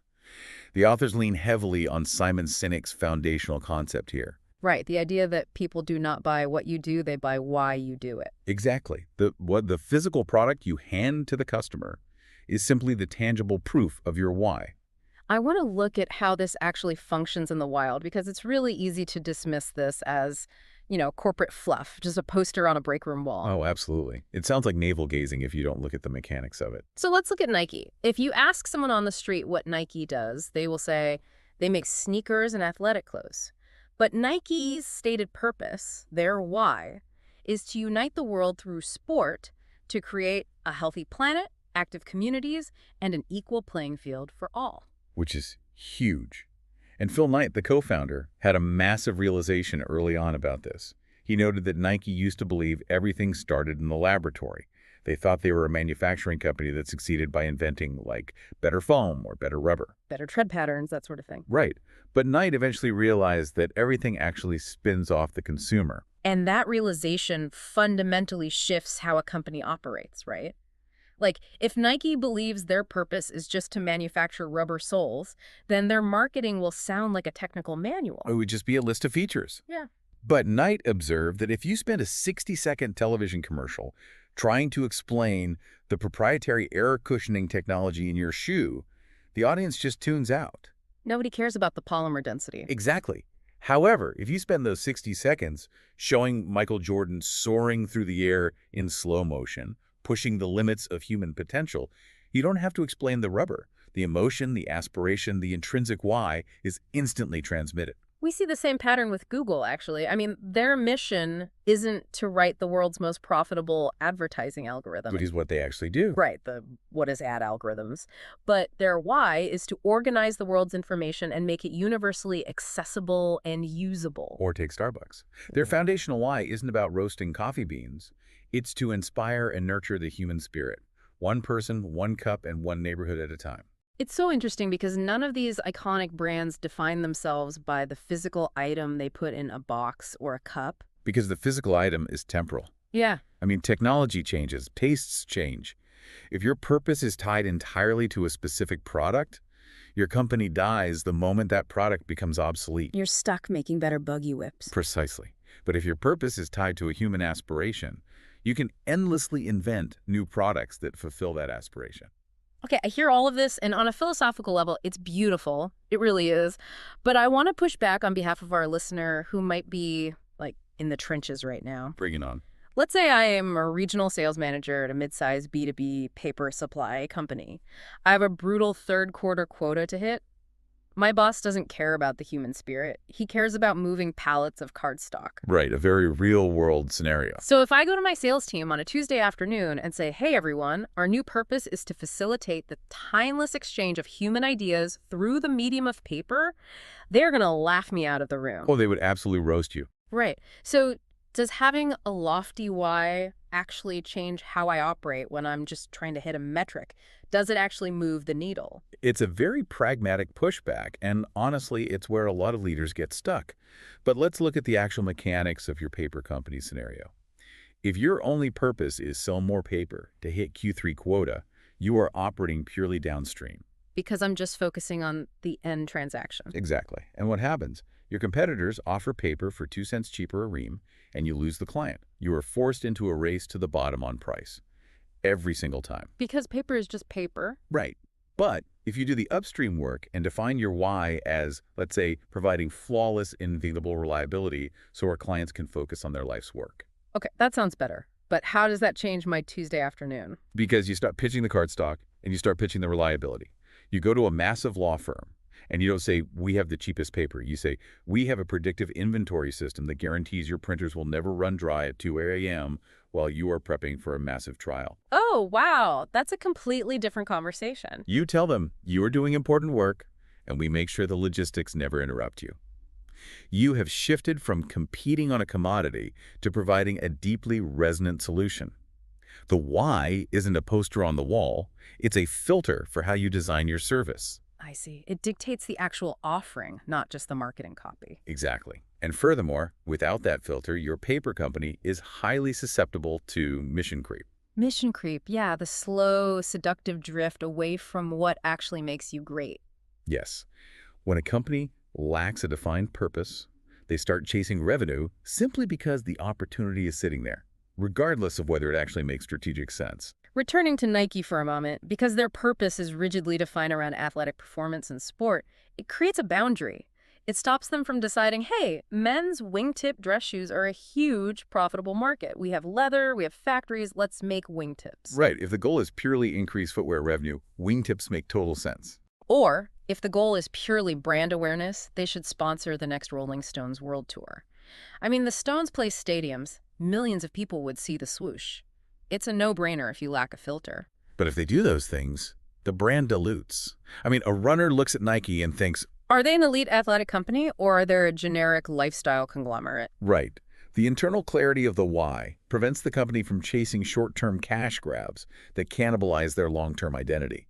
The discipline to say no to the Rolling Stones is what allows them to say yes to Michael Jordan. So the immediate practical translation for you, the listener, is this. Whether you are managing a division of a Fortune 500 company or you are launching a solo freelance business from your kitchen table, you have to write down your why. Just one sentence. Just one sentence. If you cannot articulate exactly why your work exists in the world beyond just generating a paycheck, you have no filter. You will say yes to bad clients, you will chase distracted projects, and your audience will feel that lack of conviction. The why is the absolute bedrock. And once that bedrock is poured, you face the next great challenge. You have your aspirational purpose. Now, you have to engineer the exact vehicles that will deliver that purpose to the market. Which brings us right back to 1996 and the incredible story of Apple's renaissance. Let's get into the nuts and bolts of that four-box grid, the to whom, for what matrix. Yeah, so when Steve Jobs returned to Apple, he diagnosed a terminal case of downstream thinking. Apple had been trying to solve its revenue problems by creating slight, incremental variations of their computers to chase every conceivable microscopic demographic. Right. They had a computer for the home office, a slightly different computer for the small business, another one for education. It was a complete labyrinth. And the internal cost of that must have been staggering. If you have 15 different product lines, that means you have 15 different supply chains to manage. You have marketing teams fighting for budget across 15 disjointed campaigns. You have engineers spread incredibly thin, trying to write drivers and update motherboards for hardware that barely anyone is buying. It is the literal definition of operational quicksand. So Jobs walks in, cuts through the noise, and draws a grid. 2 columns, consumer and pro. Those are the to whom categories. 2 rows, desktop and portable. Those are the for what categories. 4 intersecting boxes. And he just decrees that Apple will only manufacture 4 exquisite machines to fill those exact spaces. Right. It's brilliant because it solves both the internal chaos and the external confusion simultaneously. But let's make sure we have the right mental model for this, because often when people hear this story, they think of it like cleaning out a messy closet. You walk in, see a bunch of old shirts you don't wear, and you just throw them in a garbage bag. Right, but that's a downstream analogy. Exactly. Upstream marketing isn't just about throwing away old clothes. It's like you own the textile factory and you realize you have 20 different assembly lines running, spitting out mediocre garments that don't fit anyone well. Jobs didn't just throw away inventory. He walked into the factory with a sledgehammer, smashed 16 of the assembly lines to pieces, and poured every ounce of capital and engineering genius into making the remaining 4 lines the most advanced in the world. That is the exact right way to visualize it, because the implication of that grid is profound resource reallocation. Yes. By defining to whom and for what with such ruthless precision, Apple freed up their engineers to actually innovate. They could focus on making the best possible portable machine for a professional, which eventually became the MacBook Pro. And they could focus on making the best possible desktop for a consumer, which became the iMac. And from the consumer's perspective, the friction of the purchasing decision just completely evaporated. Oh, totally. If I walk into a store post-1996 and I want an Apple, the Matrix does the work for me. Am I using this to render high-end 3D graphics, or am I just typing term papers? Right. You're a student, so you look at the consumer column. Do I need to take it to the library, or is it staying in my dorm room? I need it at the library. Boom. Consumer portable. I buy the iBook. The company respects your time and intelligence by not making you compare processor speeds across 8 identical gray boxes. The grid acts as a diagnostic tool. If a product doesn't fit neatly into a specific intersection of a user and a need, it just shouldn't exist. It forces a company to justify every single thing they produce. So for our listener, this is an exercise you can do immediately. Take a sheet of paper and draw a 2x2 grid. Look at your current projects, your product offerings, or even the services you provide as a freelancer.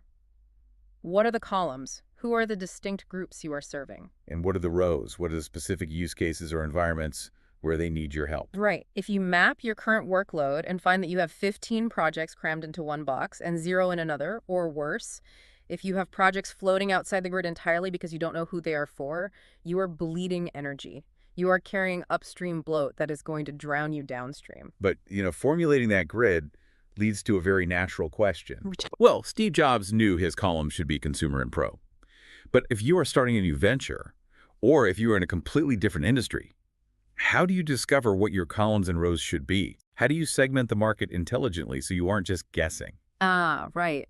If I'm opening an artisanal bakery, my columns are not going to be consumer and pro. To figure out how to build the right matrix, Koelzer and Kurth walk us through 3 distinct levels of market segmentation. This is how you escape the trap of incremental growth and actually find new territory. And understanding these 3 levels is critical because most companies never make it past the first one. So let's break them down. Level 1. Level 1 is essentially the growth strategy matrix, often referred to academically as the Ansoff matrix. It looks at a quadrant of existing versus new products, intersected with existing versus new markets. So the bottom left quadrant of that matrix is the danger zone. That is where you are trying to sell your existing products to your existing market. Yes. It's the trap of market penetration. You are trying to squeeze just a tiny bit more juice out of the exact same fruit. You run a buy one, get one free promotion, you change the color of the packaging, you spend massive amounts of ad budget trying to steal a 2% market share from your direct competitor. It is safe, it is familiar, but it is a slow death by incrementalism. You are entirely downstream. So to break out of that trench warfare, you have to move to level 2. The authors call this conventional segmentation. This is the stuff you learn in the first week of a marketing degree, right? Exactly. You stop looking at the product and you start dividing your audience into categories based on geography, demographics, and behavior. And we shouldn't dismiss level 2 just because it's conventional. When executed brilliantly, it is incredibly powerful. The book uses the Walt Disney Company as the ultimate masterclass in level 2 segmentation. Yeah, they don't just build one monolithic Disney experience and expect the whole world to conform to it. The Disney park ecosystem is fascinating when you view it through this lens. Let's look at geographic segmentation first. Disney has parks in Anaheim, Orlando, Paris, Tokyo, Shanghai, Hong Kong. But they don't just copy-paste the blueprints. No, they take the core purpose, the why, of creating magical, immersive family experiences, and they meticulously tailor the what to local geographies and cultures. Right. The food offerings in Tokyo Disneyland are radically different than in Florida. The storytelling pacing in the Paris rides accommodates European sensibilities. They segment geographically to remove cultural friction. And their demographic segmentation is even more rigorous. Look at their real estate strategy at Walt Disney World in Florida. They have built a tiered ecosystem of hotels to capture completely different demographic income brackets without ever diluting the brand. At the absolute top tier, you have the Grand Floridian Resort. It's Victorian elegance, a live orchestra in the lobby. The monorail pulls right up to the second floor, and you might be paying over $1,000 a night. It caters to a high net worth demographic seeking luxury. But then on the same property, you have the value resorts, like the All-Star Music or Pop Century resorts. Bright, giant fiberglass characters, food courts, bustling pools, priced around $150 a night. Now notice what they did not do. They did not build a cheap, rundown hotel and put a Disney logo on it. Exactly. The value resorts are impeccably themed, incredibly clean, and provide the exact same core magical customer service as the Grand Floridian. The demographic segmentation allows a young working-class family to experience Disney, and it allows a wealthy couple to experience Disney completely independently of one another, but under the same brand umbrella. Then you add behavioral segmentation on top of that. Disney analyzes how people actually use the parks. They know that a local resident of Orlando who holds an annual pass behaves completely differently than a family flying in from the UK for a once-in-a-lifetime 14-day vacation. The annual pass holder might pop in for 3 hours just to eat dinner at Epcot and watch the fireworks, whereas the UK family is going to ride every single ride from dawn until midnight. Yeah. So Disney segments their marketing, their ticketing tiers, and their promotional offers to target those specific behaviors. It is a brilliantly oiled machine. Disney extracts maximum value from the market by understanding exactly where their customers live, how much they earn, and how they behave. Good. Yeah, here is where I hit a wall with level 2. If I'm a business owner analyzing this, I look at Disney and say, wow, great job. But if I'm running a mid-sized tech company or a regional retail chain, my competitors also have access to geographic, demographic, and behavioral data. Sure, everybody has that data now. We all know where the wealthy suburbs are. We all know the buying habits of millennials. If every competent company in the world is already grouping people by age and income, then level 2 is not a competitive advantage. It is just table stakes. It's the bare minimum required to step onto the field. You can't win the championship if you only know what everyone else knows. So if you stop at level 2, you are still fighting over the same known territories.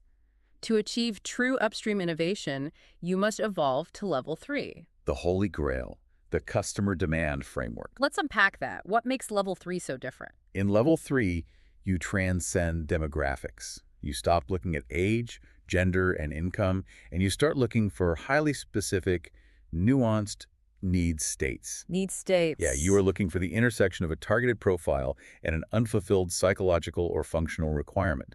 This is how you discover white spaces, unoccupied market territories, where the competition is utterly irrelevant, because nobody else has realized that specific demand even exists. Let's ground this in a tangible scenario so you, the listener, can see the transition from level 2 to level 3. Imagine a mid-tier coffee brand trying to launch a new product. If they're stuck in level 2, they sit in a boardroom and say, okay, our target demographic is moms in their 30s who live in the suburbs. That is a demographic. Right. So what does the downstream marketing team do? They design a pink coffee cup, they put a picture of a smiling woman holding a baby on the bag, and they run ads on lifestyle blogs. They are competing against 50 other coffee brands doing the exact same thing to target moms. Because they have defined the customer, but they haven't defined the need. Exactly. Now let's watch that same company move to level 3. They send upstream researchers out to actually observe these customers in their daily lives. And they realize that for a specific subset of these parents, the morning is absolute chaos. Making breakfast, packing lunches, finding lost shoes. Right. They discover that the customer doesn't actually care about the roasted notes of the coffee bean. What the customer is desperately seeking, the psychological need, is a 5-minute guilt-free sanctuary of peace before the chaos begins. So the need state is not caffeine. The need state is emotional regulation and sanctuary. Yes. So once they map that white space at level 3, the product development completely changes. They don't just change the color of the bag. Maybe they develop a highly premium, aromatic instant coffee that requires zero cleanup, packaged in beautiful, silent-opening, single-serve pods, marketed entirely around the concept of reclaiming 5 minutes of tranquility. And suddenly, the competitors are still fighting over moms in their 30s with vanilla flavors, while our company has moved into a white space where they own the psychological territory of the morning sanctuary. It requires you to act like a master chess player. You aren't just moving your pieces into the center of the board where all the other pieces are crowded and fighting. You are looking at the board, seeing a completely empty quadrant, and realizing that if you position yourself there, you bypass the battle entirely. The practical translation here is profound. Stop defining your audience by their census data. A 25-year-old software engineer in Seattle and a 60-year-old retired teacher in Ohio might have the exact same level 3 psychological need when it comes to organizing their family photos. Oh, absolutely. If you build software for the need rather than the demographic, you capture them both. You have to ask, what is the specific job the customer is hiring my product to do? But arriving at that white space and defining that specific job requires a company to cross one of the most difficult psychological hurdles in all of business. And this is where the theory hits the hard reality of human fear. Because to claim that white space, to target that highly specific need, you have to make a choice. And choosing means leaving things out. This brings us to what the authors call the targeting paradox, which operates through the mechanism of a bullseye strategy. This is the moment of truth in any upstream marketing process. It is the moment you sit at a conference table and explicitly, intentionally decide who you are not going to serve. It feels awful. It feels like you are literally sweeping piles of money off the table into the trash can. Right. You're sitting there going, what do you mean we aren't going to target college students? College students buy things. The fear of exclusion is paralyzing. But the targeting paradox is the counterintuitive law that picking a highly focused, extremely specific target audience does not restrict your business potential. It acts as a multiplier. When you shrink your focus, you amplify your impact. Let's go back to Nike to see the mechanics of this paradox in action. Yeah. Imagine a dartboard, a classic bullseye. For Nike, the absolute dead center of that bullseye is not the average person jogging on a treadmill. The center of their bullseye, their core target, is the elite, hardcore, competitive performance athlete, the Olympic gold medalist, the NBA champion. Now, rationally, there are maybe a few thousand elite professional athletes in the world. You cannot build a multi-billion-dollar multinational corporation by only selling shoes to Olympians. Yeah. The market size is infinitesimally small. Right. So if the board of directors is looking at a spreadsheet, they would say, this target is too small. We need to target the millions of casual walkers. But Nike doesn't do that. Why? How does targeting a microscopic group of elites generate billions in revenue? Because of the physics of aspirational gravity. By relentlessly, obsessively engineering products that meet the extreme, unforgiving standards of an Olympian, Nike generates a massive aura of authenticity and excellence. When a product is validated at the absolute highest level of human performance, it creates a gravitational pull. It pulls in the next ring of the target. Exactly. The ring right outside the center consists of the serious amateurs. The marathon runners, the high school track stars, the college athletes. They look at the center of the bullseye and say, if that shoe is engineered to help an Olympian break a world record, it is definitely the best tool to help me beat my personal best. And Nike doesn't even have to market directly to them. The authenticity of the core target does the marketing for them. And the gravity continues to ripple outward. The next ring out might be the weekend warriors, the people who play pickup basketball on Saturdays.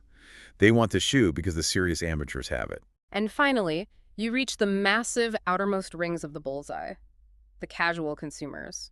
The person who just wants a comfortable sneaker to wear to the grocery store, or the teenager who just wants to look cool. Phil Knight famously said that millions of people buy Nike because they want to be like Mike. Nike does not design their flagship shoes for the person walking the dog, but the person walking the dog buys the shoe because they want to wear the uniform of greatness. If Nike had inverted their strategy, if they had designed a mediocre, broadly appealing shoe specifically targeted at the casual walker, the Olympian would never wear it. And then the brand would have no aspiration, no gravity, and it would collapse into the generic downstream noise. Focus creates aspiration, and aspiration scales. Okay, I am entirely sold on the concept of the bullseye. It's a beautiful mechanism. But let's get incredibly practical. If I'm listening to this and I need to define my own bullseye tomorrow morning, how do I actually choose it? And more importantly, how do I defend that choice to my stakeholders who want to target everyone? It requires immense discipline and a rigorous filtering process. Koelzer and Kurth outline 4 specific criteria you must use to evaluate a potential target segment before you commit to making them your bullseye. Let's run through them. First is segment size. Even though we just talked about the elite athlete, you have to ask, is the core segment, combined with the immediately adjacent aspirational rings, actually large enough to sustain the economic model of your business? So if your bullseye is left-handed billionaires who collect vintage accordions, the aspirational gravity isn't going to pull in enough people to keep the lights on. Yeah, there has to be a viable path to scale. Okay, what is the second filter? Segment growth. Yeah. Is this specific segment expanding or is it contracting? You do not want to place the future of your company dead center on a demographic or a need state that is being rendered obsolete by technology or shifting cultural trends. You want to surf a rising wave, not paddle into a receding tide. That makes perfect sense. Third is brand fit. This takes us all the way back to the beginning of our discussion. Does this target customer and their specific need actually align with your foundational why? Does it align with your company's purpose? So if a highly profitable, growing segment emerges, but serving them requires you to violate your core identity, you have to walk away. That is the discipline to avoid the mission creep we talked about. The discipline to not make the wingtip shoes. Precisely. And the fourth and final criterion. Segment attractiveness. Can you actually win in this space? When you look at the competitive landscape, do you have a unique capability, a technological advantage, or a distribution network that allows you to serve this bullseye better than anyone else in the world? So you run your potential audiences through those 4 filters: size, growth, brand fit, attractiveness. If they fail, they are not the bullseye. And the authors note a very helpful psychological trick here. Often when a team is paralyzed by trying to find the perfect target, it is much easier to start in reverse. Start by defining who you will definitively not target. I love that. It's like sculpting. You don't try to add clay to make the statue. You start with a block and chip away everything that isn't the statue. Exactly. You sit in the meeting and say, We agree we are not targeting bargain hunters. Cross them off. We agree we are not targeting enterprise-level corporations. Cross them off. Through the ruthless process of elimination, the true bullseye begins to reveal itself in the remaining space. The ultimate takeaway for this phase of the process is this. If you try to write a message for everyone, you have written a message for no one. You must identify the absolute core, unapologetic user of your work.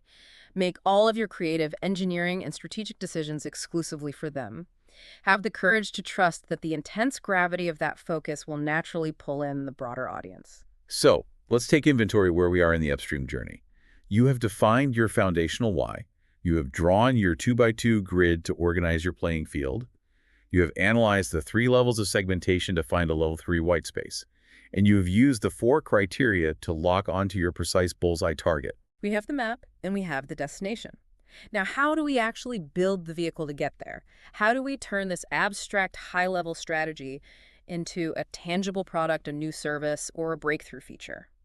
This brings us to the final crucial mechanism in the chapter, which is mining strategic opportunity areas and the specific linguistic key required to unlock them. A strategic opportunity area, or an SOA, is the practical application of your white space.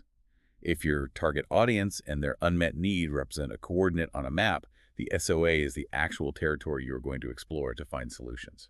To use a slightly different analogy, if our why is the reason we love being on the water, and our bullseye is the specific species of fish we want to catch, the SOAs are the high-potential fishing ponds where we know those fish are hungry and swimming. We just need to figure out what bait to use. And figuring out that bait brainstorming the actual product or service requires a very specific cognitive state. When elite organizations, from tech giants to global design firms, sit down to innovate within an SOA, they do not walk into the room and ask, what should we build? Or how can we solve this? What do they ask? They use a highly specific, carefully calibrated 3-word framework. They ask, how might we? How might we? It sounds so simple, almost like a semantic trick, but the authors emphasize that this phrasing is the key to expansive innovation. Let's look at how this functions across different industries because it scales infinitely. Imagine you are the strategy team for a luxury auto manufacturer. You've done your level 3 research and you've discovered a white space. A massive subset of affluent buyers absolutely despises the dealership experience. They hate the haggling, the waiting, the fluorescent lights. So your SOA is that friction point. You sit the team down and the prompt is, how might we design a premium end-to-end vehicle purchasing experience for the 1/3 of our target market who wants to skip the physical dealership entirely? Or let's pivot to a completely different sector, a consumer packaged goods company analyzing morning routines. They find a white space of remote workers who miss the ritual of stopping at a high-end cafe, but who refuse to leave their house before their first meeting. The SOA prompt becomes, how might we deliver a complex Starbucks-level specialty bakery and coffee experience in a format that can be prepared at home in under 60 seconds? Or an apparel company looking at the evolving nature of the commute. Professionals are carrying laptops, gym gear, and lunch, but they are walking into corporate boardrooms. The prompt, how might we engineer a backpack that provides the ergonomic utility of hiking gear, but possesses the aesthetic professionalism of a leather briefcase? I want to dig deeply into the psychology of this because I think it's the most actionable tool in the entire chapter. Why does the word might carry so much cognitive weight? Why is it superior to asking, how should we fix this? Or how can we do this? It comes down to how human beings process risk and constraint. Words dictate our cognitive boundaries. If a manager walks into a room and asks, how should we solve this problem? The word should implies that there is a single, correct, morally or pragmatically superior answer.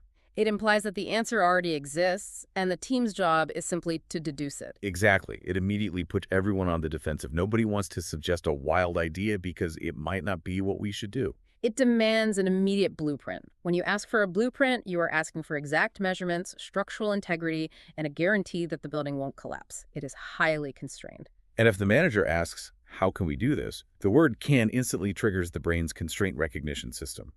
The team immediately starts evaluating current budgets, existing software limitations, and logistical hurdles. Someone raises their hand and says, well, we can't do a home delivery app because our current IT infrastructure doesn't support geolocation. The innovation process is paralyzed by present-day realities before a single idea is generated. But might is magic. Might is an architectural napkin sketch. It removes all the pressure of immediate feasibility. It tells the brain's risk assessment center to shut down temporarily.